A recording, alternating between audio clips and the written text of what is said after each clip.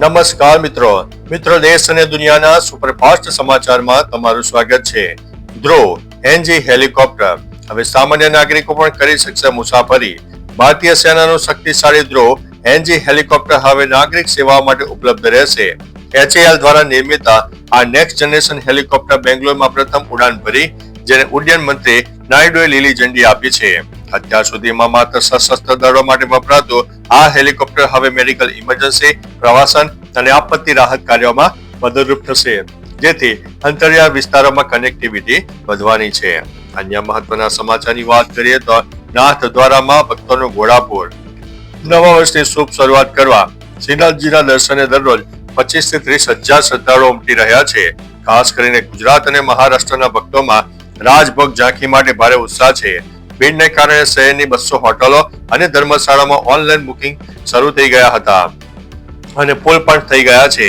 પાર્કિંગની સમસ્યા વચ્ચે પણ શ્રદ્ધાળુઓ કુંભલગઢ અને દ્વારકાધીશના દર્શન પણ કરી રહ્યા છે. ભક્તોની સંખ્યામાં હજુ પણ મોટો વધારો થવાની શક્યતા છે. અન્ય મહત્વના સમાચારની વાત કરીએ તો ઋષિ મુનિઓ તાંબાના લોટામાં જ કેમ પાણી પીતા હતા? આધુનિક વિજ્ઞાન જેને આજે સ્વીકારી રહ્યું છે તે નેનો સાયન્સ આપણા ઋષિ મુનિઓ હજારો વર્ષોથી જાણતા હતા. તાંબાના વાસણમાં સંગ્રહિત પાણીમાં પોલિગોડાયનેમિક ઇફેક્ટ ઉત્પન્ન થાય છે, જે પાણીને કુદરતી રીતે શુદ્ધ કરે છે. તાંબામાં રાખેલું પાણી આંતરડાની સફાઈ સાથે શરીરમાં જમા થયેલી વધારાની ચરબી ઓગાળવામાં અને થાઇરોઇડ ગ્રંથિને સક્રિય કરવામાં મદદરૂપ થાય છે. અન્ય મહત્વના સમાચારની વાત કરીએ તો હવે ચીન કહે છે કે ભારત પાકિસ્તાન તણાવમાં મધ્યસ્થી કરી રહ્યું છે. ઢાકામાં ભૂતપૂર્વ PM ખાલિદા જિયાનું અંતિમ સંસ્કાર S જયશંકર પર હાજરી આપશે. આધાર અને પાન કાર્ડ કરવાની આજે લિંક કરવાની આજે છેલ્લી તારીખ છે. સ્વિગી, ઝોમેટો, એમેઝોન અને ફ્લિપકાર્ટ સહિતના ડિલિવરી કામદારોની આજે હડતાળ. આજે અયોધ્યામાં રામ મંદિરની બીજી વર્ષગાંઠ ઉજવવામાં આવી રહી છે. અન્ય મહત્વના સમાચારની વાત કરીએ તો ભારત જાપાન અને પછાડીને ચોથું સૌથી મોટું અર્થતંત્ર બની ગયું છે. ભારત જાપાન અને પછાડીને વિશ્વનું સૌથી ચોથું અને મોટું અર્થતંત્ર બની ગયું છે. વર્ષના અંતે આવેલી આર્થિક સમીક્ષા મુજબ ભારતની GDP $4.18 ટ્રિલિયન પર પહોંચી ગઈ છે. હવે ભારત આગામી 2.5 થી 3 વર્ષમાં જર્મનીને પછાડીને ત્રીજા સ્થાને પહોંચવાના લક્ષ્ય સાથે આગળ વધી રહ્યો છે. 2030 સુધીમાં ભારતની GDP $7.3 ટ્રિલિયન થવાનો અંદાજ છે, જેની અંતિમ પુષ્ટિ 2026માં IMFના સત્તાવાર આંકડાઓ દ્વારા કરવામાં આવશે. અન્ય મહત્વના સમાચારની વાત કરીએ તો ભયંકર એર સ્ટ્રાઇક. સાઉદી અરેબિયા યમનના મુક્કલા એરપોર્ટ ઉપર હવાઈ હુમલો કરીને UAE થી આવતા હથિયારોના જથ્થાને નિશાન બનાવ્યો છે.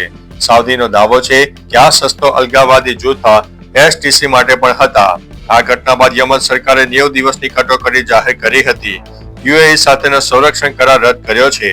મિત્ર દેશો સાઉદી અને UAE વચ્ચે વિવાદ થતા ખાડી દેશોમાં રાજકીય ગરમાવો અને યુદ્ધ જેવી પરિસ્થિતિનું નિર્માણ થયું છે. અન્ય મહત્વના સમાચારની વાત કરીએ તો કિરીટ પટેલ હવે દંડક પદથી રાજીનામું નહીં આપે. પાટણના ધારાસભ્ય કિરીટ પટેલે કોંગ્રેસ પક્ષના દંડક પદ પરથી રાજીનામું આપવાનો નિર્ણય હાલ પૂરતો મોકૂફ રાખ્યો છે.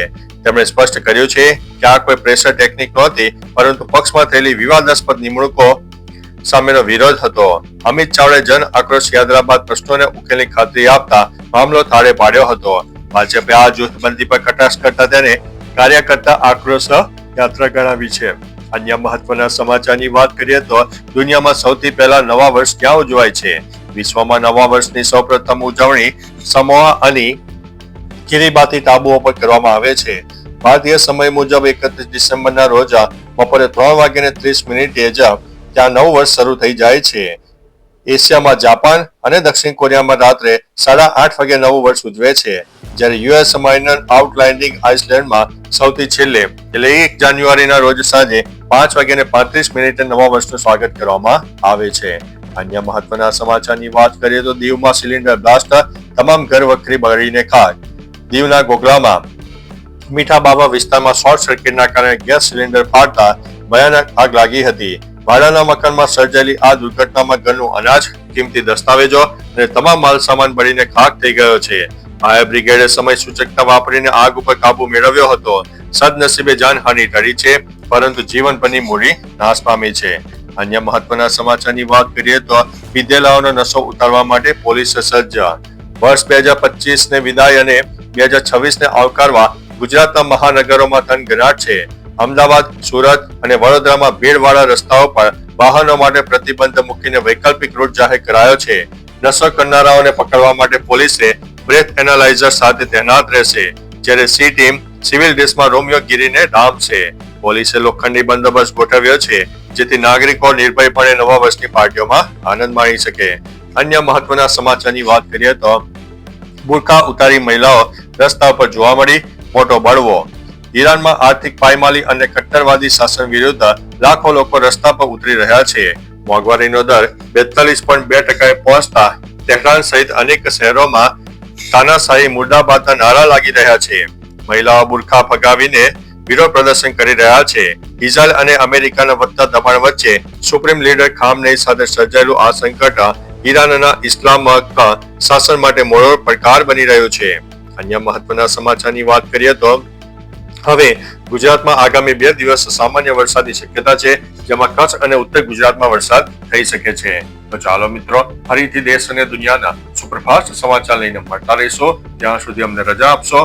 નમસ્તે.